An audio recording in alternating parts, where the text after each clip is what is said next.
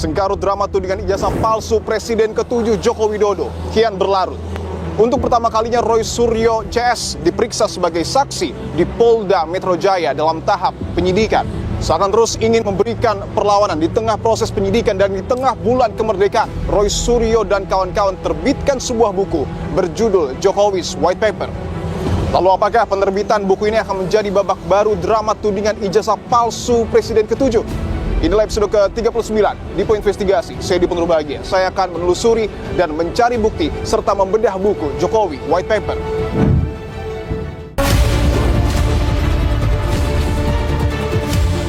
Saudara, di tangan saya sudah ada buku bersampul putih yang kemudian belakang menjadi perbincangan dengan judul Jokowi's White Paper. Adalah penelitian atau kajian yang sifatnya ongoing research, dan ini menjadi pertanyaan lanjutan ya, dan pernyataan sekaligus simpulan dari pekerjaan saudara kita yang 2 orang sudah dipenjara ya, yang mempertanyakan ijazah Joko Widodo. Jadi buku ini sangat kronologis. Misalnya 2013 itulah kenapa pertama kali isu ijazah ini bisa muncul dari perbedaan. Karena 2013 itu ada sebuah, ini ada fotonya, ada fotonya, ada beritanya. Saya ingin tunjukkan saudara, ini adalah skripsi dari Joko Widodo yang kemudian sempat diabadikan ya oleh saya dengan kamera profesional. Nah, ini kan kelihatan di sini secara visual tidak ada lintasan stempel, bagaimana mungkin, harusnya ada. Apakah kemudian ini tidak membuka peluang bagi lawan-lawan Anda untuk kemudian melaporkan lagi Anda bertiga dengan buku yang Anda terbitkan? Apa takutnya kalau ini? Dan buku ini insya Allah dalam waktu singkat September itu sudah ada di 25 negara. Dan buku ini nanti akan hadir di PBB.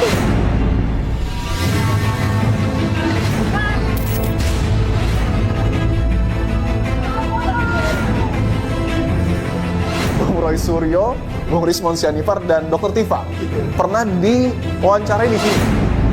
Saya dipanggil sebagai saksi. Saya ditanya tentang peristiwa locus tempus delicti tanggal 22 Januari. Saya sama sekali tidak tahu peristiwa itu dan saya berdebat. Maka saya menduga ini ada upaya-upaya untuk mengkriminalisasi. Ini ancaman. Saya melaporkan itu adalah peristiwa dugaan pencemaran nama baik dan fitnah. Gitu. Jadi saya tidak melaporkan nama. Hal yang cukup menarik ketika saya membuka lembaran buku Jokowi's White Paper bahwa ada satu capturean ijazah milik Bung Hatta yang kemudian bisa diakses publik dan dipamerkan di Belanda, dan kemudian dibandingkan dengan sikap Pak Jokowi yang tidak ingin memperlihatkan ijazahnya. Tanggapan Anda? Ini soal ditunjukkan atau tidak, kami di dalam tim termasuk dengan Pak Jokowi juga pernah mendiskusikan ini secara panjang lebar.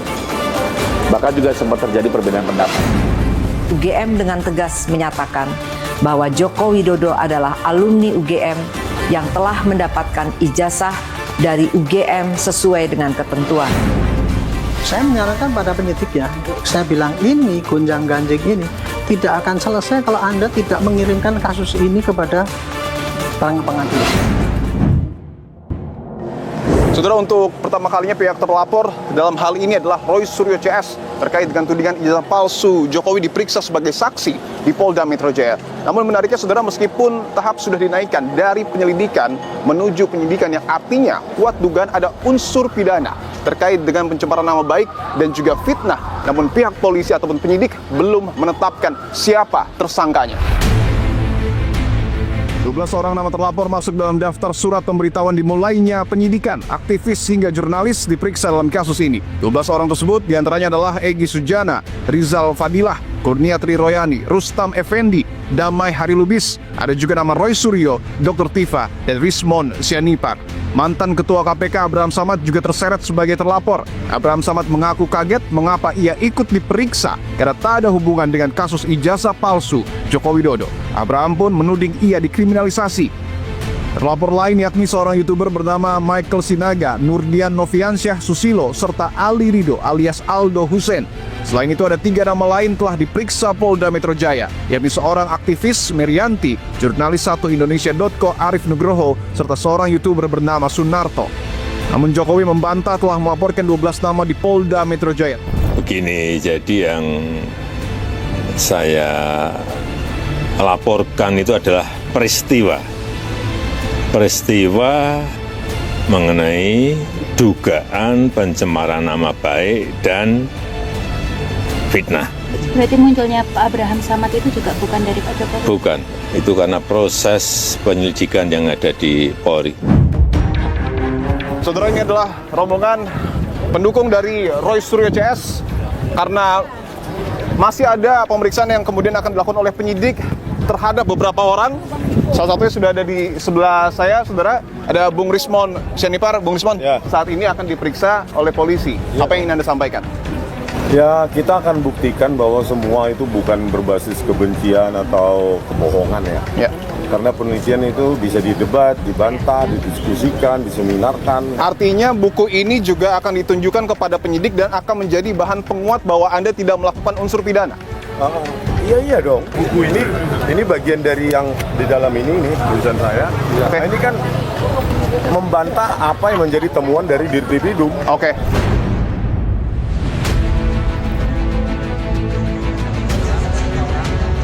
Kan ini menjadi ruwet ketika kemudian orang yang harus menunjukkannya kepada publik supaya persoalannya selesai itu nggak ditunjukin gitu ya. Saya mengatakan perilaku korup itu memang begitu. Kalau perilaku korup itu terlalu menyembunyikan sesuatu. Kenapa? Kalau korupsi itu kan variabelnya bisa diselesaikan dengan yang disebutnya transparan. Ini transparan ya? Oke. Anda bisa menjawab sendiri. Transparan Anda buka di table, nih lo gua punya, mau apa lo? Kan gitu harusnya ngomongnya. Saya bolak-balik pasal yang dituduhkan mengatakan nggak ada pidananya. Baik. Itu persoalannya. Contoh ya, misalnya Anda mau mengatakan pasal tentang pencemaran nama baik, ya, dan fitnah. Fitnah itu akan batal kalau seseorang itu bertindak atas nama kepentingan publik. Oke, saya tanya, salah satu ukuran kepentingan publiknya, Anda berkepentingan nggak untuk tahu ijazah Jokowi itu palsu atau asli? Berkepentingan kan? Kalau mereka mengatakan, iya saya pengen, berarti itu kepentingan publik. Kalau kepentingan publik nggak bisa dipidanakan dengan fitnah itu. Setelah proses pemeriksaan, apa yang kemudian didalami oleh polisi, Dr. Tifa?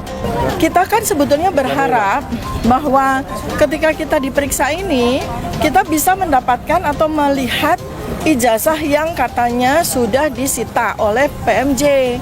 Tapi tadi dari pemeriksa, saya mendapatkan informasi yang buat saya mengejutkan. Ternyata Polda Metro Jaya sudah melakukan laboratorium lapor kepada ijazah tersebut, dan ketika kita tanya, loh kenapa tidak declare hasil lapornya apa, kata mereka ya agak juga gitu, belum ada kejelasan gitu. Jadi mereka bilang bahwa si ijazah itu ada di Mabes. Kami sudah berketetapan bahwa kami tidak akan memberikan keterangan apapun karena nggak ada relevansinya ketika ijazah itu nggak ada. Ketika ijazah itu tidak ada di depan kami, yang nggak ada relevansinya bagi kami untuk menjawab apapun pertanyaan. Saudara, di tengah proses penyidikan yang dilakukan oleh Polda Metro Jaya terkait dengan tudingan ijazah palsu Presiden ke-7 Joko Widodo, pihak terlapor justru menerbitkan dan meluncurkan sebuah buku yang diberi nama Jokowi's White Paper. Pada tanggal 18 Agustus 2025, kubu Roy Suryo CS mengadakan acara peluncuran buku yang ditulis oleh Roy Suryo, Dr. Tifa, dan Rismon Sianipar. Peluncuran buku bertajuk Kado Tercantik 80 Tahun Indonesia Merdeka ini awalnya akan diselenggarakan di University Club Hotel Universitas Gadjah Mada. Namun pihak UGM tak mengizinkan penggunaan area. Roy Suryo CS akhirnya memindahkan lokasi acara ke sebuah coffee shop. Namun acara belum berlangsung lama, tiba-tiba listrik dan AC mati yang diklaim dilakukan oleh pihak UGM. Kubu Roy Suryo pun menanggapi hal ini sebagai upaya pembungkaman. Di sisi lain, pihak UGM menegaskan tak memberi izin atas penyelenggaraan acara tersebut karena bermuatan unsur politis. Ternyata acara yang akan berlangsung di UC Hotel pada pukul 14-17 WIB tanggal 18 itu adalah peluncuran buku dengan judul Jokowi's White Paper. UGM memandang acara ini bernuansa politis dan UGM tidak bersedia terlibat dan tidak bersedia memfasilitasi acara tersebut. Selain itu, acara ini jelas berbeda dengan yang disampaikan di awal ketika melakukan pemesanan.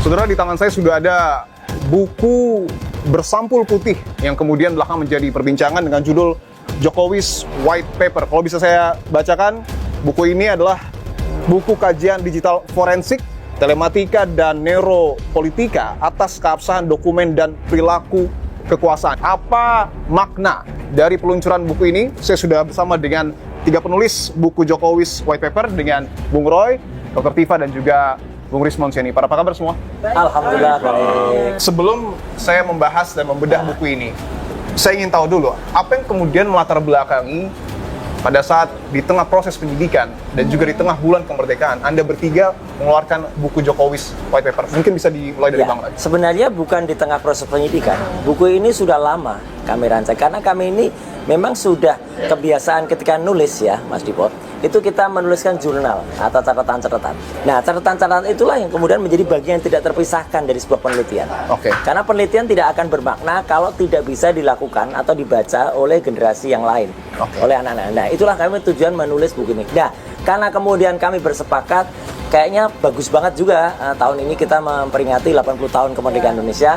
Nah, ini makanya kita sebut, ya kami sebut nih, kado tercantik untuk 80 tahun Indonesia. Kado tercantik untuk 80 tahun Indonesia Merdeka. Boleh, Dr. Tifa? Ya, kalau saya selalu sampaikan bahwa ini pertemuan kita bertiga ini kehendak Allah. Oke. Kami bertiga itu secara independen melakukan riset. Ya, riset terkait dengan dokumen dari Joko Widodo, terkait dengan background beliau, terkait dengan apapun ya, artefak-artefak begitu yang muncul di sosial media. Dan kalau saya pribadi, artefak-artefak itu sudah saya kumpulkan dan kemudian saya observasi dalam bentuk case series gitu ya, itu dari akhir tahun 2022. Ketika waktu itu Pak Bambang Tri, seorang jurnalis itu dihukum, dikriminalisasi dan akhirnya dipenjara untuk yang kedua kali. Terkait dengan hal yang sama. Itu yang kemudian mengusik naluri saya sebagai periset. Ya, kemudian apalagi ketika kemudian di akhir tahun 2022 itu ya UGM malah seakan-akan ya memberikan sebuah pernyataan-pernyataan itu yang sangat tidak evidence based ya. Dari Bung Rismon sendiri, apa yang kemudian melatar belakangi Anda juga akhirnya bergabung dengan trio RRT ini dan memasukkan penelitian Anda di buku ini? Ini adalah penelitian atau kajian yang sifatnya ongoing, ongoing research, open to debate, open to discuss, dan ini menjadi pertanyaan lanjutan ya, dan pernyataan sekaligus simpulan dari pekerjaan saudara kita yang 2 orang sudah dipenjara ya, yang mempertanyakan ijazah Joko Widodo, Pak Bambang Tri dan Gus Nur yang dipenjara. Nah, mereka melakukan, terutama Pak Bambang Tri melakukan investigasi berdasarkan wawancara tatap muka, dan kita melakukan sesuai dengan keilmuan kita. Saya ingin tanya dulu bahwa ini berwarna putih, bertuliskan Jokowi's White Paper. Ada gambar mungkin Presiden ke-7 Jokowi dengan membawa ijazah Universitas Gadjah Mada. Ada makna di balik penamaan dan gambar ini? Kalau kita ingin mengungkap sebuah kejujuran itu kan bersih, suci begitu ya. Jadi justru kami ingin membantu Pak Joko Widodo untuk mengungkap kebersihan yang paling bersih terkait dengan dokumen yang digunakan oleh beliau, itu ya filosofisnya. Kalau memang ada, tapi kan lucu ya, harusnya kan dengan kalau dari awal dengan bangganya kita kan menempuh pendidikan, menempuh studi ya, mulai dari S1 ya gitu. Itu kan kita bangga, Mas. Kok ini malu ini orang ini ya, menyembunyikan wajahnya di balik ijazah. Itu filosofinya, padahal ijazah ini kan kebanggaan kita semua.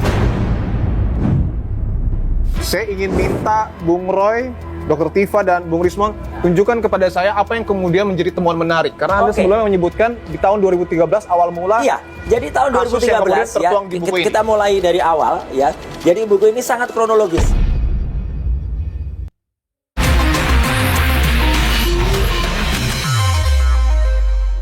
Saudara, di tangan saya sudah ada buku yang kemudian belakang menjadi perbincangan dengan judul Jokowi's White Paper. Saya dipanggil sebagai saksi. Saya sama sekali tidak tahu peristiwa itu dan saya berdebat. Maka saya menduga ini ada upaya-upaya untuk mengkriminalisasi. Saya laporkan itu adalah peristiwa. Saya tidak melaporkan nama. Dipo, investigasi, Senin 25 Agustus, pukul 8:30 malam di Kompas TV. Saudara, di tangan saya sudah ada buku yang kemudian belakang menjadi perbincangan dengan judul Jokowi's White Paper. Saya dipanggil sebagai saksi. Saya sama sekali tidak tahu peristiwa itu dan saya berdebat. Maka saya menduga ini ada upaya-upaya untuk mengkriminalisasi. Saya laporkan itu adalah peristiwa, saya tidak melaporkan nama. Dipo, investigasi, Senin 25 Agustus, pukul 8:30 malam, di Kompas TV.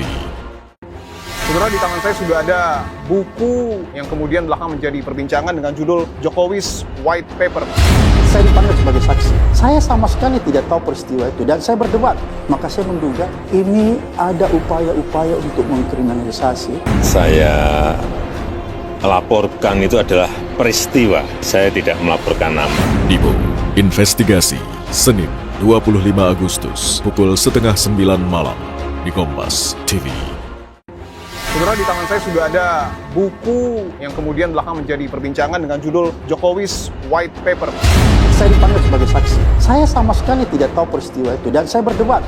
Maka saya menduga ini ada upaya-upaya untuk mengkriminalisasi. Saya laporkan itu adalah peristiwa, saya tidak melaporkan nama. Dipo, investigasi, Senin 25 Agustus, pukul 8:30 malam, di Kompas TV. Saudara, di tangan saya sudah ada buku yang kemudian belakangan menjadi perbincangan dengan judul Jokowi's White Paper. Saya dipanggil sebagai saksi. Saya sama sekali tidak tahu peristiwa itu dan saya berdebat. Maka saya menduga ini ada upaya-upaya untuk mengkriminalisasi. Saya laporkan itu adalah peristiwa, saya tidak melaporkan nama. Dipo, investigasi, Senin 25 Agustus, pukul 8:30 malam, di Kompas TV. Saudara, di tangan saya sudah ada buku yang kemudian belakangan menjadi perbincangan dengan judul Jokowi's White Paper. Saya dipanggil sebagai saksi. Saya sama sekali tidak tahu peristiwa itu dan saya berdebat. Maka saya menduga ini ada upaya-upaya untuk mengkriminalisasi. Saya laporkan itu adalah peristiwa, saya tidak melaporkan nama. Dipo, investigasi, Senin 25 Agustus, pukul 8:30 malam, di Kompas TV. Saudara, di tangan saya sudah ada buku yang kemudian belakangan menjadi perbincangan dengan judul Jokowi's White Paper. Saya dipanggil sebagai saksi. Saya sama sekali tidak tahu peristiwa itu dan saya berdebat. Maka saya menduga ini ada upaya-upaya untuk mengkriminalisasi. Saya laporkan itu adalah peristiwa, saya tidak melaporkan nama. Dipo, investigasi, Senin 25 Agustus, pukul 8:30 malam, di Kompas TV. Saudara, di tangan saya sudah ada buku yang kemudian belakangan menjadi perbincangan dengan judul Jokowi's White Paper. Saya dipanggil sebagai saksi. Saya sama sekali tidak tahu peristiwa itu dan saya berdebat. Maka saya menduga ini ada upaya-upaya untuk mengkriminalisasi. Saya laporkan itu adalah peristiwa, saya tidak melaporkan nama. Dipo, investigasi, Senin 25 Agustus, pukul 8:30 malam, di Kompas TV. Saudara, di tangan saya sudah ada buku yang kemudian belakangan menjadi perbincangan dengan judul Jokowi's White Paper. Saya dipanggil sebagai saksi. Saya sama sekali tidak tahu peristiwa itu dan saya berdebat. Maka saya menduga ini ada upaya-upaya untuk mengkriminalisasi. Saya laporkan itu adalah peristiwa, saya tidak melaporkan nama. Dipo, investigasi, Senin 25 Agustus, pukul 8:30.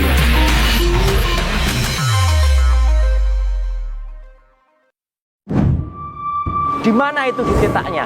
Nah, tiba-tiba ini seolah-olah seperti ada trigger bahwa kemudian di Pasar Pramuka gitu kan, bahwa masih ada sisa-sisa bangunan. Diduga dulunya merupakan kios dari Pasar Pramuka Pojok ya.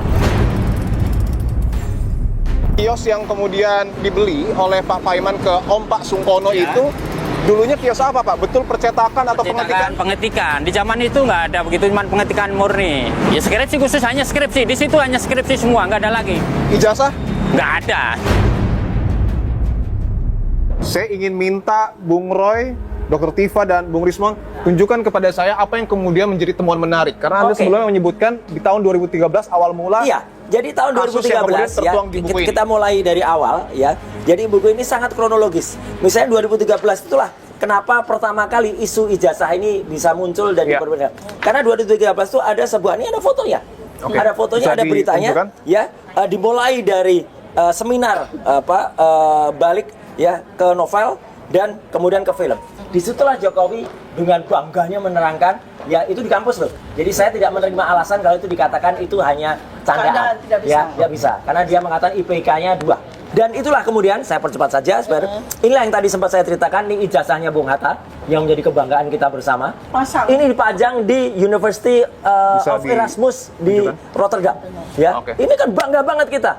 Orang Indonesia dipajang ijazahnya di negara Belanda. Artinya Anda ingin menyebutkan bahwa tidak ada alasan dari Presiden ke-7 Jokowi tidak menunjukkan ijazahnya. Betul, aneh, sangat aneh. Dan kami menulis ya tentang keterbukaan pers ya, itu seperti apa, detail banget ya. Kemudian juga tentang bagaimana dari Declaration of Human Rights, kemudian turun ke Undang-Undang Dasar. Nah, kami juga menuliskan tragedi yang dialami oleh 2 anak bangsa, yaitu Bambang Tri dan Gus Nur. Dan kemudian kita juga tuliskan laporan-laporan yang dilakukan oleh Jokowi. Ya gitu kan. Jadi ketika laporan TPUA ke Mabes Polri waktu itu. Kemudian sampai dengan laporan Jokowi, yang foto ini sangat ikonik. Karena Jokowi melaporkan kasus ijazah ini ke loket kehilangan. Ini fakta loh, ini nggak ada yang ditambah-tambahin, nggak ada yang dikurangi. Dan ini yang kemudian membuat geger. Ketika ada seorang kader partai namanya Dian Sandi Utama itu menampilkan pada akun X pada tanggal 1 April. Kenapa ini yang kemudian menjadi tolok ukur penelitian Dr. Resmond dan juga saya? Karena inilah penampakan pertama kalinya berwarna dan ini bisa dianalisis. Analisis yang kami lakukan, lihat yang namanya ELA. Error Level Analysis ya. Dan ini ilmu yang kemudian kemarin-kemarin belum saya sampaikan, yaitu bagaimana menggunakan teknik yang kemudian bisa menampakkan embossnya ada di mana. Kemudian bagaimana membandingkan foto-foto yang ada. Ya, fotonya Jokowi tidak match, foto saya match, fotonya Dumatno match, sampai kepada bagaimana comparison daripada ijazah itu, image comparison. Dan kemudian saya tutup tulisan saya itu dengan bagaimana berbagai analisis-analisis yang dilakukan sampai kedatangan kami ke UGM tanggal 15 April, itu faktanya ada. Dan kemudian dengan skripsi, ini adalah primary evidence yang pernah kami pegang dan ini jelas-jelas betul kami tidak mencuri. Saya ingin tunjukkan saudara, ini adalah skripsi dari Joko Widodo yang kemudian sempat diabadikan ya oleh saya, Bung Roy Suryo, dengan kamera profesional yang formatnya adalah RAW bukan JPEG. Baik. Saya ingin minta Bung Rismond Sianipar untuk menjelaskan kepada kami apa yang kemudian ada tulis di sini. Ada temuan baru? Oh, banyak sekali ya. Banyak sekali di sini. Ada metode untuk yang pertama uji lintasan stempel itu. Kita uji sebaran intensitasnya, kita analisa bukan hanya secara visual ya, tetapi lewat nilai-nilai numerik yang tersimpan di dalam setiap pixel tersebut. Nah, ini di sini ada kotak merah bounding box di sini. Nah, baru kita periksa nilainya. Nilai-nilai numerik di balik kanal R, G dan B. Kalau dia mendekati 255, maka dia mendekati merah, tetapi dia cenderung ke arah 0, bahkan seringnya di bawah 10. Itu menunjukkan bahwa di situ tidak ada warna merah. Jasnya berada di atas stempel atau tidak ada lintasan stempel sama sekali. Tadi secara numerik sudah kita tunjukkan, buktikan tidak ada lintasan stempel. Nah, ini secara visual lewat gradient mapping atau gradient analisis.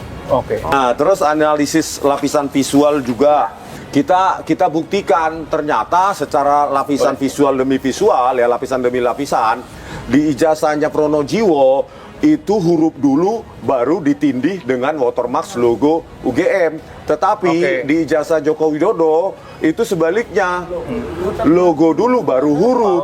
Nah, ini membantah uji keidentikan yang disimpulkan oleh Bareskrim melalui Dirtipidum, ya kan? Terus di situ juga kita lakukan uji proportional spacing. Kalau tadi per huruf, sekarang antar huruf dan antar kata. Nah, kita uji. Nah, di situ disimpulkan bahwa lembar pengesahan Joko Widodo itu terbuat dari digital word document, bukan mesin ketik, atau hand press atau letter press yang disimpulkan oleh Dirtipidum.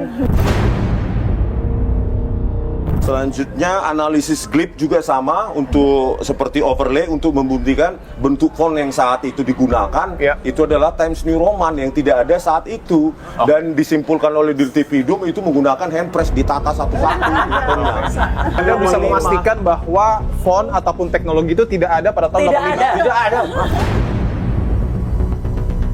Dr. Tifa ini, koreksi kalau saya salah, tapi lulusan Universitas Gadjah Mada untuk dokter umum. Ya, S1-nya semua dokter umum. pasti dokter Oke. umum. Ya Apa yang kan? kemudian menjadi temuan dari ijazah palsu Pak Joko? Ya, saya di sini saya menyumbang 150 halaman terakhir. Oke. Itu tentang bagaimana sebuah kajian dengan konsep dengan metode remote forensic analysis. Oke. Nah, kemudian dari situ hasilnya adalah sebuah metode di mana kita bisa melakukan sebuah analisis terhadap inkonsistensi Iya. sebuah dokumen sekaligus perilaku dari pemilik dokumen tersebut. Oke, artinya Anda tidak hanya menganalisa dokumen tetapi juga perilaku Pak Jokowi. Perilaku, iya. Dengan remote forensic analysis ini nggak perlu lie detektor, Oke. karena kita bisa melihat, mengkaji itu bahasa Ini tubuh, menarik. ya. Jadi otak itu kan luar biasa, dia Ya. memproses bukan hanya sekadar bagaimana orang itu bisa mendapatkan ijazahnya, Ya. tapi bagaimana wajah dan badan tubuh berikut perilakunya itu bisa memberikan sebuah kejujuran. Oke. Nah, Dan hasilnya? jadi setiap kali yang bersangkutan itu menyampaikan tentang ijazah, menyampaikan tentang KKN, menyampaikan tentang Asmujo, yaitu ada neuroscience stress dan mekanisme self deception. Oke. Jadi dalam bentuk apa itu namanya AU24 itu namanya lip pressure. Oke. Lip pressure-nya muncul, lip pressure-nya muncul. Jadi tanpa dia sadari otaknya memproses supaya dia menahan narasinya. Oke. Artinya ketika Presiden ke-7 Joko Widodo setiap kali menyebutkan ataupun menyampaikan informasi terkait dengan ijazahnya, Ya. Anda mau menyebut Jokowi berbohong? Ya, Enggak, bahasa tubuhnya itu kelihatan. Bahasa tubuh. Mungkin dalam jadi- bahasa sederhana orang menyebut ini micro ekspresinya ada. Oke. Tapi ini ilmiah. Ya, Karena jadi- beliau belajar seorang neuron, Neuroscience, neuroscience. Jadi pembuluh darah, urat, syaraf itu bekerja dan menampilkan secara apa adanya Oke, gitu ya. saya ingin tanyakan dan sedikit mengaitkan buku yang kemudian Anda bertiga tulis dengan proses hukum yang tengah berjalan. Ya. Apakah kemudian ini tidak membuka peluang bagi lawan-lawan Anda untuk kemudian melaporkan lagi Anda bertiga dengan buku yang Anda terbitkan? Apa takutnya kalau ilmiah? Nggak ada masalah. Anda tidak takut sama Nggak sekali? ada masalah. Anda bertiga tidak takut? Nggak ada masalah. Makanya itu yang kita pelajari, ya itu yang kita implementasikan. Resikonya ya memang ilmiah ya seperti itu, harus didebate, harus didiskus, ya, dibantah kalau salah. Memang itu, memang. Dan kami juga wajib juga mempertahankan. Dan ilmu pengetahuan itu bisa salah, bisa. Tapi kami berusaha betul untuk tidak salah. Tapi yang jelas kami tidak boleh bohong. Itu kami Ya, makanya validitasnya juga sangat kami jaga.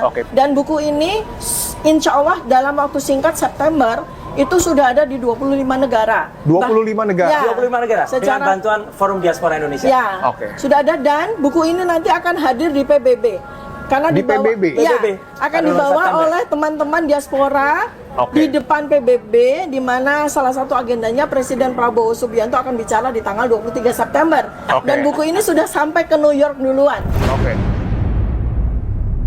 Jadi ijazah itu kan tahun 85 sudah diserahkan kepada yang bersangkutan. Artinya yang menjaga ijazah itu adalah yang bersangkutan. Oleh karena itu Universitas Gadjah Mada ini ya kita tidak mau berkomentar terkait dengan ijazah, a piece of paper yang sudah ada di yang bersangkutan. Oke. Artinya UGM juga tidak bertanggung jawab apakah yang beredar sekarang itu adalah yang diserahkan UGM dulu atau bukan? Atau bukan, kita tidak ya bertanggung jawab untuk itu. Saudara, saya sudah bersama dengan kuasa hukum dari Presiden ke-7 Republik Indonesia Joko Widodo dengan Bung Rifai Kusumanegara. Bung Rifai, terima kasih untuk waktunya. Sama-sama, terima kasih juga. Siap, saya ingin konfirmasi dulu. Apakah kemudian 12 orang ini adalah pihak-pihak yang memang dilaporkan oleh Pak Jokowi ke Polda Metro Jaya? Nah, jadi tidak ya, jadi perlu saya tegaskan, pada saat Pak Jokowi membuat laporan di Polda Metro, yang beliau laporkan itu adalah 24 peristiwa yang bersumber dari 24 link. Iya. Ya. Kenapa? Karena kembali lagi, di dalam tindak pidana ITE itu, kita tidak bisa secara serampangan menuduh nama orang. Apalagi kita harus menjaga asas praduga tidak bersalah. Mungkin yang termuat bisa dibocorkan Bang, apa saja? Banyak sih ya, ada 24 poin. Tapi kami lebih fokus sebenarnya begini. Di tayangan itu ada begini. Beberapa orang yang mengklaim dirinya ahli, melakukan tampilan menggunakan aplikasi tertentu. Lalu mengambil objek ijazah Pak Jokowi dan beberapa data lainnya loh ya. Diambil fotonya, dipotong-potong ijazah itu, dimasukkan aplikasi, lalu disimpulkan bahwa ijazah ini sebenarnya milik Dulmanto. Ya. Ini kan buat kami apa? Sampai ya, Pak Jokowi sendiri bingung. Ini ijazahku kok jadi punya Dulmanto. Nah, secara kebetulan Di dalam undang-undang ITE sendiri di pasal 32 35 diatur ya, 32 lebih kurang begini. Barang siapa melakukan pemotongan terhadap data elektronik tanpa izin. Ya. Bayangkan ijazah itu dipotong-potong, diambil fotonya lah, diambilkan dengan data lainnya, di-compare data foto Pak Jokowi di mana, dipotong-potong, dan ini semua dilakukan tanpa izin. Satu. Kedua, digunakan aplikasi tertentu sampai akhirnya menyimpulkan seolah-olah ini palsu. Nah, di pasal 35 ada pasalnya. Barang siapa melakukan rekayasa teknologi yang menyebabkan sesuatu yang asli menjadi palsu atau sesuatu yang menjadi tidak sesuai dengan sebenarnya. Jadi memang ini diatur di Undang-Undang ITE tentang ini gitu ya. Nah, kami ingin ini didalami bahwa apakah nanti terbukti murni pasal atau tidak, ya kita serahkan dalam proses penyidikan. Pak Jokowi sudah wanti-wanti jangan sampai orang yang tidak bersalah terseret, tapi juga jangan sampai orang yang harus bertanggung jawab malah dilepaskan.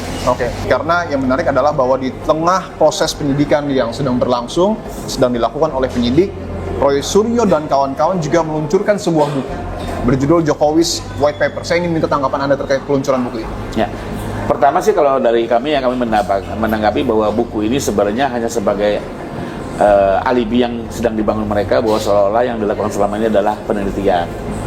Banyak keraguan kami terkait dengan penelitian ini. Namanya penelitian itu biasanya dilakukan uji internal dulu, setelah disimpulkan baru diekspos. Bahkan tidak semua hasil penelitian boleh diekspos.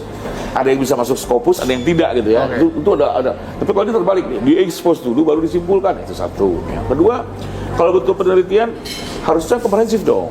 Ya, kami diberi ruang juga untuk melakukan klarifikasi. Di dalam buku UGM juga harusnya diberikan ruang, harusnya. Tapi tidak sama sekali. Baik kami UGM pun tidak diberi ruang. Hanya gara-gara di Barreskrim itu yang ditampilkan misalnya transkrip itu hanya 2 halaman. Padahal transkrip itu totalnya 4 halaman. Lalu dia bilang nggak ada tanda tangan pembuat. Ya iya, orang 2 halaman pertama. Yuk kan nggak lihat halaman keempat. Terus tidak ada lembar penguji. Mas saya lihat langsung. Ada lembar pengujinya. Saya dengan mata kepala, saya diperlihatkan dengan UGM yang menguji skripsi Pak Jokowi itu ada Profesor Ahmad Sumitro, Insinyur Sofyan, Insinyur Burhanuddin. Mereka tanda tangan nilainya A. Bahwa itu tidak dilampirkan dalam skripsi soal lain. Tapi bahwa ada pengujinya gitu loh. Tapi kan kembali lagi, kalau penelitian ini juga mendengar versi UGM, mendengar versi Pak Jokowi, mungkin kan lebih lengkap. Kalau sepihak begini kan akhirnya bisa menjadikan buku itu hanya menyesatkan atau akhirnya menjadi buku fiksi. Ada satu lagi hal yang cukup menarik ketika saya membuka lembaran buku Jokowi's White Paper, dan itu ditekankan oleh Bung Roy Suryo bahwa ada satu capturean ijazah milik Bung Hatta yang kemudian bisa diakses publik dan dipamerkan di Belanda, dan kemudian dibandingkan dengan sikap Pak Jokowi yang tidak ingin memperlihatkan ijazahnya. Tanggapan Anda? Ini soal ditunjukkan atau tidak, kami di dalam tim termasuk dengan Pak Jokowi juga pernah mendiskusikan ini secara panjang lebar. Bahkan juga sempat terjadi perbedaan pendapat antara perlu ditunjukkan atau tidak. Tapi setelah kita mengkaji secara menyeluruh, ya kami melihat ini memang ada tujuan-tujuan politis, bahkan tujuan lain di luar tujuan untuk mencari kebenaran. Analisa Anda apa tujuan? UGM kan sebenarnya sudah punya etikat baik. Melakukan konferensi pers, dia otoritas, dia menjelaskan, dia menunjukkan fotokopi ijazahnya, teman-teman angkatannya mengeluarkan ijazah yang sama. Kalau orang yang normal, rasional dan tidak ada kepentingan, pasti akan melihat itu sebagai event untuk lebih membuat clear masalah. Kita waktu itu harapkan selesai. Apa yang terjadi? Islam. Jadi ini ditunjukkan pun tidak menyelesaikan persoalan. Sehingga waktu itu kami putuskan ya sudah, kita tunjukkan dalam proses hukum saja. Tapi ketika dia memasukkan saya sebagai kelompok yang dilaporkan, maka saya menduga ini ada upaya-upaya untuk mengkriminalisasi. Kriminalisasinya itu dalam bentuk ingin membungkam.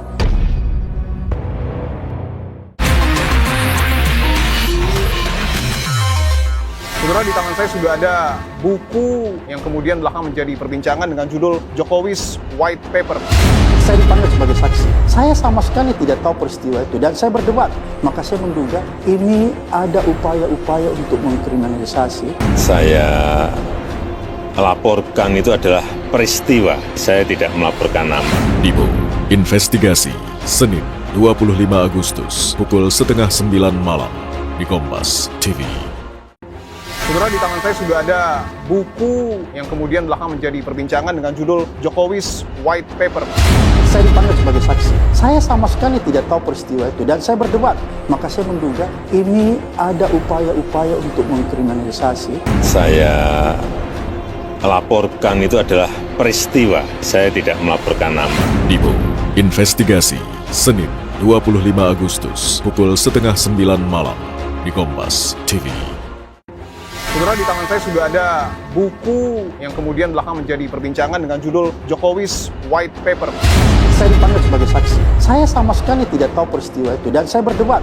Maka saya menduga ini ada upaya-upaya untuk mengkriminalisasi. Saya laporkan itu adalah peristiwa. Saya tidak melaporkan nama. Dibo, investigasi, Senin 25 Agustus, pukul 8:30 malam, di Kompas TV. Saudara, di tangan saya sudah ada buku yang kemudian belakangan menjadi perbincangan dengan judul Jokowi's White Paper. Saya dipanggil sebagai saksi. Saya sama sekali tidak tahu peristiwa itu dan saya berdebat. Maka saya menduga ini ada upaya-upaya untuk mengkriminalisasi. Saya laporkan itu adalah peristiwa. Saya tidak melaporkan nama. Dibo, investigasi, Senin 25 Agustus, pukul 8:30 malam, di Kompas TV. Saudara, di tangan saya sudah ada buku yang kemudian belakangan menjadi perbincangan dengan judul Jokowi's White Paper. Saya dipanggil sebagai saksi. Saya sama sekali tidak tahu peristiwa itu dan saya berdebat. Maka saya menduga ini ada upaya-upaya untuk mengkriminalisasi. Saya laporkan itu adalah peristiwa. Saya tidak melaporkan nama. Dibo, investigasi, Senin 25 Agustus, pukul 8:30 malam, di Kompas TV. Saudara, di tangan saya sudah ada buku yang kemudian belakangan menjadi perbincangan dengan judul Jokowi's White Paper. Saya dipanggil sebagai saksi. Saya sama sekali tidak tahu peristiwa itu dan saya berdebat. Maka saya menduga ini ada upaya-upaya untuk mengkriminalisasi. Saya laporkan itu adalah peristiwa. Saya tidak melaporkan nama. Dibo, investigasi, Senin 25 Agustus, pukul 8:30 malam, di Kompas TV. Saudara, di tangan saya sudah ada buku yang kemudian belakangan menjadi perbincangan dengan judul Jokowi's White Paper. Saya dipanggil sebagai saksi. Saya sama sekali tidak tahu peristiwa itu dan saya berdebat. Maka saya menduga ini ada upaya-upaya untuk mengkriminalisasi. Saya laporkan itu adalah peristiwa. Saya tidak melaporkan nama. Dibo, investigasi, Senin 25 Agustus, pukul 8:30 malam, di Kompas TV. Saudara, di tangan saya sudah ada buku yang kemudian belakangan menjadi perbincangan dengan judul Jokowi's White Paper. Saya dipanggil sebagai saksi. Saya sama sekali tidak tahu peristiwa itu dan saya berdebat. Maka saya menduga ini ada upaya-upaya untuk mengkriminalisasi. Saya laporkan itu adalah peristiwa. Saya tidak melaporkan nama. Dibo, investigasi, Senin 25 Agustus, pukul 8:30 malam, di Kompas TV. Saudara, di tangan saya sudah ada buku yang kemudian belakangan menjadi perbincangan dengan judul Jokowi's White Paper. Saya dipanggil sebagai saksi. Saya sama sekali tidak tahu peristiwa itu dan saya berdebat. Maka saya menduga ini ada upaya-upaya untuk mengkriminalisasi. Saya laporkan itu adalah peristiwa. Saya tidak melaporkan nama. Dibo, investigasi, Senin 25 Agustus, pukul 8:30 malam, di Kompas TV. Saudara, di tangan saya sudah ada buku yang kemudian belakangan menjadi perbincangan dengan judul Jokowi's White Paper. Saya dipanggil sebagai saksi. Saya sama sekali tidak tahu peristiwa itu dan saya berdebat. Maka saya menduga ini ada upaya-upaya untuk mengkriminalisasi. Saya laporkan itu adalah peristiwa. Saya tidak melaporkan nama. Dibo, investigasi, Senin 25 Agustus, pukul 8:30 malam, di Kompas TV. Saudara, di tangan saya sudah ada buku yang kemudian belakangan menjadi perbincangan dengan judul Jokowi's White Paper. Saya dipanggil sebagai saksi. Saya sama sekali tidak tahu peristiwa itu dan saya berdebat. Maka saya menduga ini ada upaya-upaya untuk mengkriminalisasi. Saya laporkan itu adalah peristiwa. Saya tidak melaporkan nama. Dibo, investigasi, Senin 25 Agustus, pukul 8:30 malam, di Kompas TV. Saudara, di tangan saya sudah ada buku yang kemudian belakang menjadi perbincangan dengan judul Jokowi's White Paper. Saya dipanggil sebagai saksi. Saya sama sekali tidak tahu peristiwa itu dan saya berdebat. Maka saya menduga ini ada upaya-upaya untuk mengkriminalisasi Saya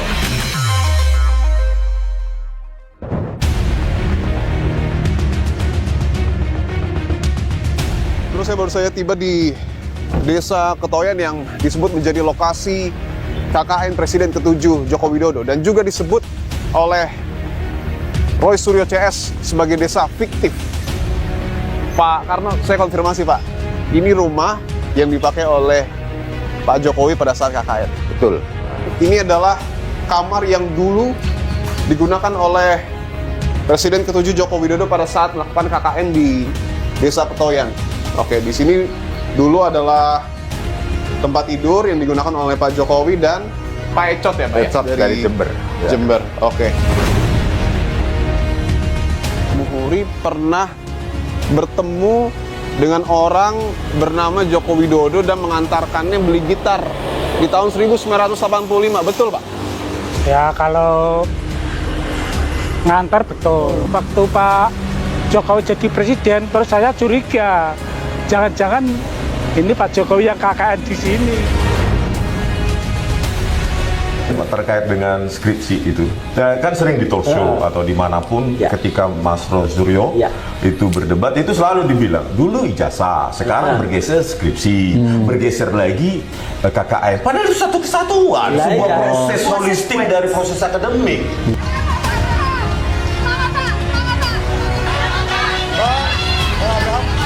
kebebasan pers dan mempersempit ruang demokrasi.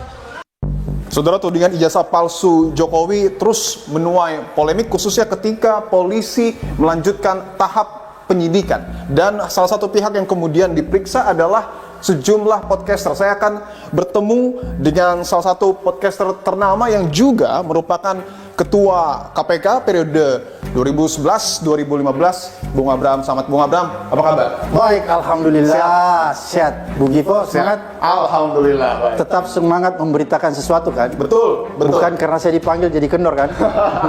Oke.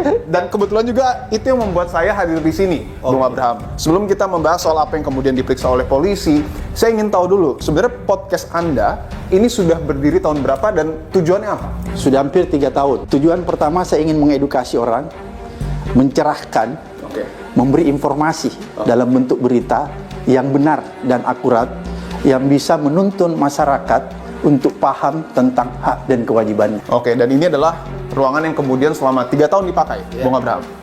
Boleh saya lihat ke dalam? Silahkan masuk. Siap, saya akan coba ajak pemilik dari podcast Abraham Samad Speak Up untuk kemudian menunjukkan ini lokasi podcastnya ya, Bung Abraham.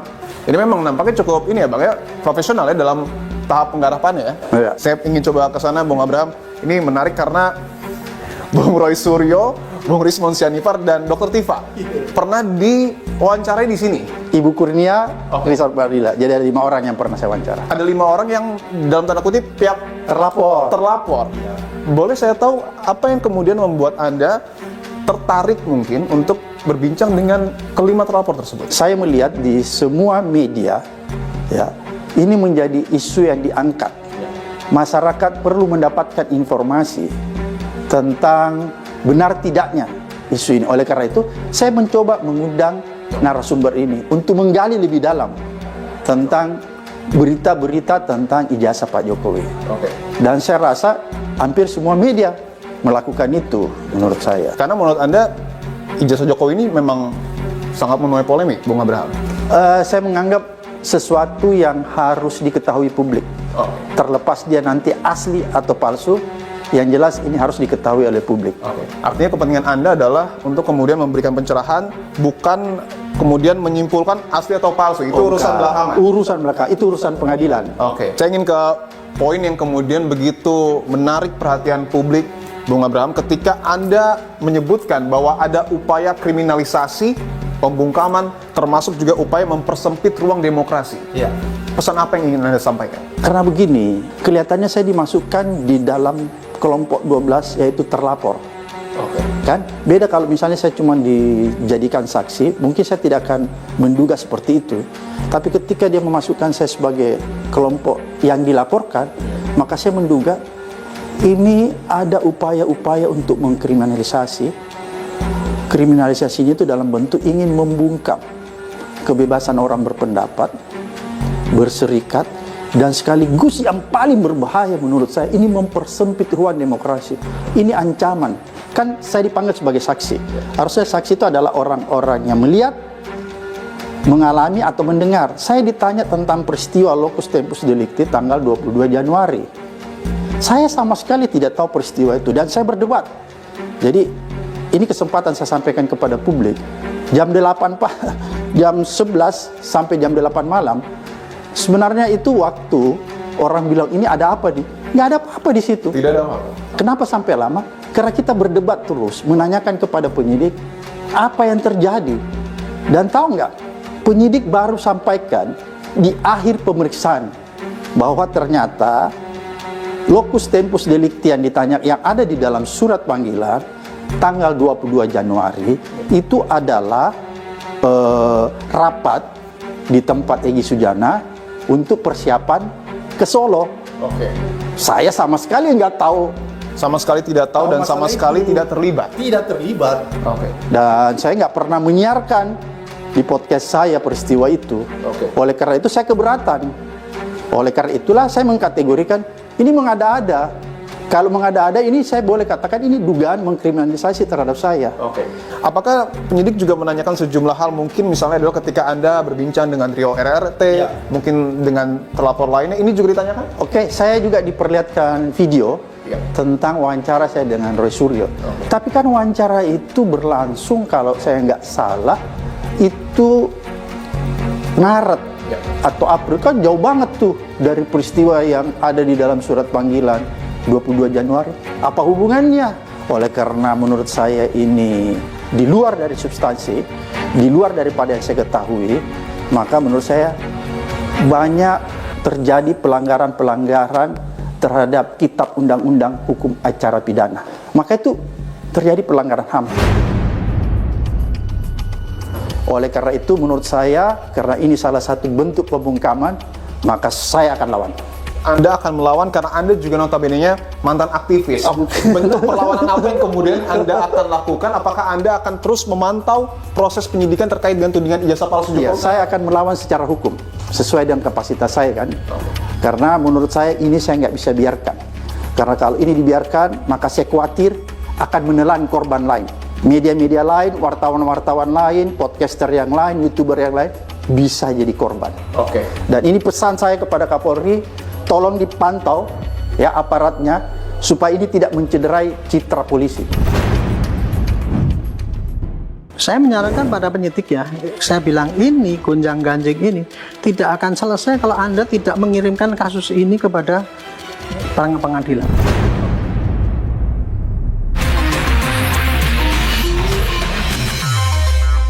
Saudara, di tangan saya sudah ada buku yang kemudian belakang menjadi perbincangan dengan judul Jokowi's White Paper. Saya dipanggil sebagai saksi. Saya sama sekali tidak tahu peristiwa itu dan saya berdebat. Maka saya menduga ini ada upaya-upaya untuk mengkriminalisasi. Saya laporkan itu adalah peristiwa. Saya tidak melaporkan nama. Dibo, investigasi, Senin 25 Agustus, pukul 8:30 malam, di Kompas TV. Saudara, di tangan saya sudah ada buku yang kemudian belakang menjadi perbincangan dengan judul Jokowi's White Paper. Saya dipanggil sebagai saksi. Saya sama sekali tidak tahu peristiwa itu dan saya berdebat. Maka saya menduga ini ada upaya-upaya untuk mengkriminalisasi. Saya laporkan itu adalah peristiwa. Saya tidak melaporkan nama. Dibo, investigasi, Senin 25 Agustus, pukul 8:30 malam, di Kompas TV. Saudara, di tangan saya sudah ada buku yang kemudian belakang menjadi perbincangan dengan judul Jokowi's White Paper. Saya dipanggil sebagai saksi. Saya sama sekali tidak tahu peristiwa itu dan saya berdebat. Maka saya menduga ini ada upaya-upaya untuk mengkriminalisasi. Saya laporkan itu adalah peristiwa. Saya tidak melaporkan nama. Dibo, investigasi, Senin 25 Agustus pukul 8:30 malam di Kompas TV. Saudara, di tangan saya sudah ada buku yang kemudian belakang menjadi perbincangan dengan judul Jokowi's White Paper. Saya dipanggil sebagai saksi. Saya sama sekali tidak tahu peristiwa itu dan saya berdebat. Maka saya menduga ini ada upaya-upaya untuk mengkriminalisasi. Saya laporkan itu adalah peristiwa, saya tidak melaporkan nama. Dibo, investigasi, Senin 25 Agustus pukul 8:30 malam di Kompas TV.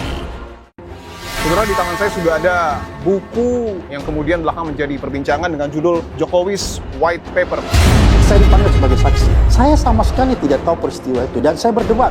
Maka saya menduga ini ada upaya-upaya untuk mengkriminalisasi. Saya laporkan itu adalah peristiwa, saya tidak melaporkan nama. Dibo, investigasi, Senin 25 Agustus pukul 8:30 malam di Kompas TV. Saudara, di tangan saya sudah ada buku yang kemudian belakang menjadi perbincangan dengan judul Jokowi's White Paper. Saya dipanggil sebagai saksi. Saya sama sekali tidak tahu peristiwa itu dan saya berdebat.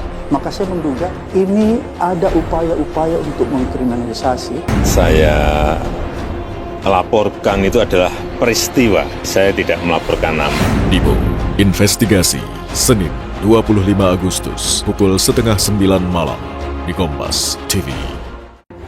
Saudara, di tangan saya sudah ada buku yang kemudian belakang menjadi perbincangan dengan judul Jokowi's White Paper. Saya dipanggil sebagai saksi. Saya sama sekali tidak tahu peristiwa itu dan saya berdebat. Maka saya menduga ini ada upaya-upaya untuk mengkriminalisasi. Saya laporkan itu adalah peristiwa, saya tidak melaporkan nama.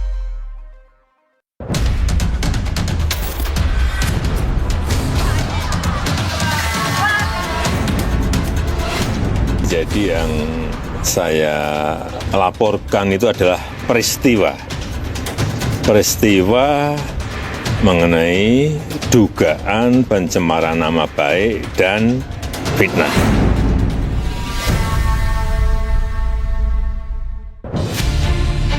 Polemik ijazah Jokowi kian memantik rasa penasaran publik. Meski Bareskrim resmi hentikan penyelidikan, namun tak serta-merta surutkan perdebatan. Menanggapi berbagai serangan yang dilontarkan Roy Suryo CS terkait tudingan ijazah palsu, Jokowi dan kolega melakukan perlawanan balik dan melapor ke Polda Metro Jaya.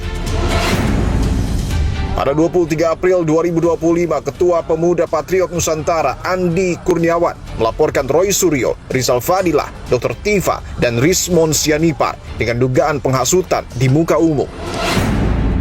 3 hari kemudian, Pradi Bersatu turut melaporkan nama-nama yang sama dengan tuduhan menyebarkan informasi bohong lewat media daring. Tak berhenti sampai di situ, pada 30 April 2025, Jokowi beserta tim kuasa hukum melaporkan Roy Suryo, Egy Sujana, Rizal Fadilah, Kurnia Tri Royani, Rismon Sianipar, dan Dr. Tifa. Laporan ini terkait atas dugaan fitnah dan pencemaran nama baik yang menyeret namanya. Laporan tambahan datang dari Maret Samuel Sweken. Ia menggugat Roy Suryo di Polres Bekasi atas dugaan fitnah. Pada 8 Juli, Polda Metro Jaya kemudian mengumumkan kasus ini terbagi ke dalam 2 perkara, yaitu dugaan tindak pidana fitnah dan penghasutan tentang penyebaran berita bohong serta ujaran kebencian melalui media elektronik. Usai melakukan gelar perkara, polisi ungkap adanya unsur tindak pidana dan status perkara ditingkatkan ke tahap penyidikan. Sejumlah saksi sudah memenuhi panggilan penyidik dan memberikan keterangannya. Menariknya, di sela-sela proses penyidikan, pihak Universitas Gadjah Mada kembali angkat bicara. Pihak UGM menegaskan ijazah Jokowi sah dan diterbitkan sesuai dengan prosedur akademik. UGM memiliki dokumen otentik terkait keseluruhan proses pendidikan Joko Widodo di UGM. Sekali lagi, UGM dengan tegas menyatakan bahwa Joko Widodo adalah alumni UGM yang telah mendapatkan ijazah dari UGM sesuai dengan ketentuan. Meski proses hukum telah sampai ke tahap penyidikan, namun polisi tak kunjung menetapkan nama-nama tersangka. Sampai kapankah publik disuguhi perdebatan ijazah Jokowi?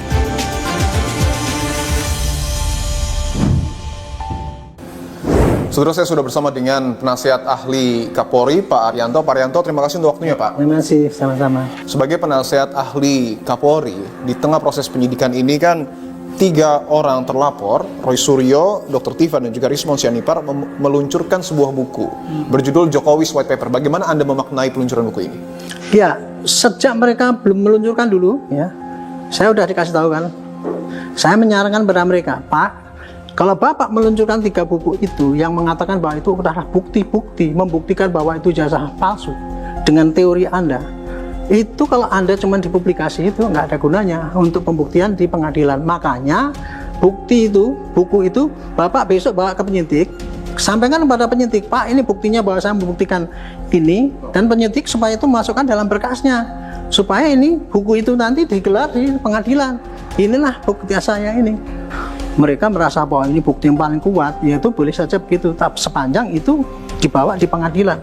Kira-kira begitu. Kemudian muncul belakangan adalah terkait dengan polemik pemanggilan Ketua KPK periode 2011-2015 yang juga saat ini adalah podcaster Abraham Samad. Ketika itu bahkan Abraham Samad berani mengatakan bahwa ada upaya kriminalisasi, pembungkaman, serta juga penyempitan demokrasi di negara kita. Apa yang ingin Anda jelaskan? Kalau bagi saya pribadi, Pak Abraham Samad boleh berpendapat itu hak dia. Dan karena dia sebagai podcaster ya, gitu. Itu bukan polisi, bukan karena podcastnya. Bukan karena podcastnya. Berawal daripada adanya bukti, Pak. Bukti jejak digital yang keluar dari podcast dia, yang isinya adalah ujaran kebencian ataupun apapun, yang itu termasuk di dalam unsur undang-undang pidana. Sehingga kewajiban dari polisi, karena ini ada orang yang melaporkan, buktinya ini, kan gitu kan. Nah, polisi kemudian, oh ini ada namanya ini, ya pasti dipanggil loh. Dipanggil klarifikasi.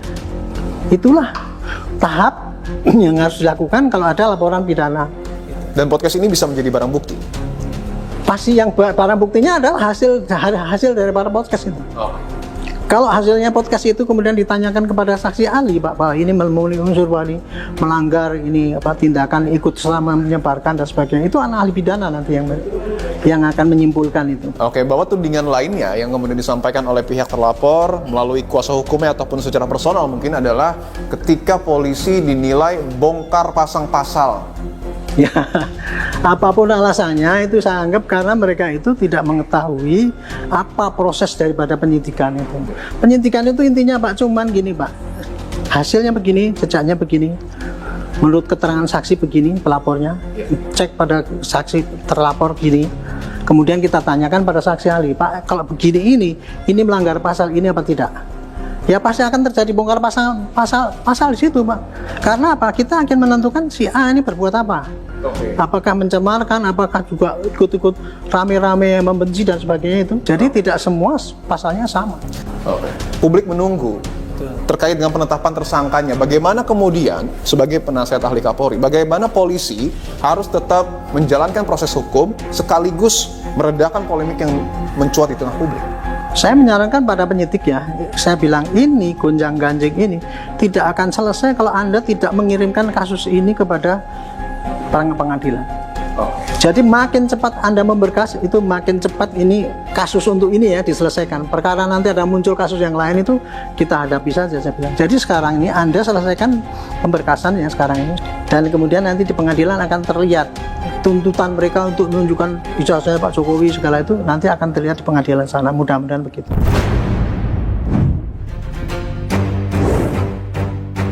Polemik tudingan ijazah palsu Jokowi seakan enggan mereda dari bumi pertiwi. Meski proses hukum telah memasuki tahap penyidikan, namun nama-nama tersangka belum ditetapkan.